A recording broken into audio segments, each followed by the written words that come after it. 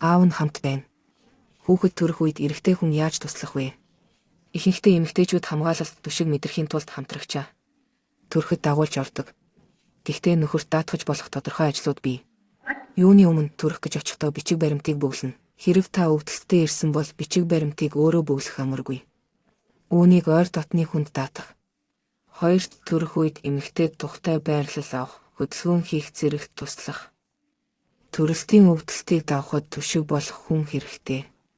Гуравт түүний гар нь болж хэрэгтэй зүйлсийг нь авч өгч байх. Жишээ нь хэдэн өвдөлтийн дараа эмэгтэйд барай заслын тос эсвэл ус хэрэг болж магадгүй. Дөрөвт ууц нуруунд нь илэг хийх. Төрөгчийн хүсэлтээр бидэнд зөөлөн илэг хийх. Тавд хамгийн чухал нь эмэгтэйд түшиг болж халамж анхаарал дэмжлэг үзүүлэх. Шинэ хүн мэдлэх үйл явцад оролцож гэрч болох. Энэ бол маш үн цэнтэй сэтгэл догдлон үйл явдал.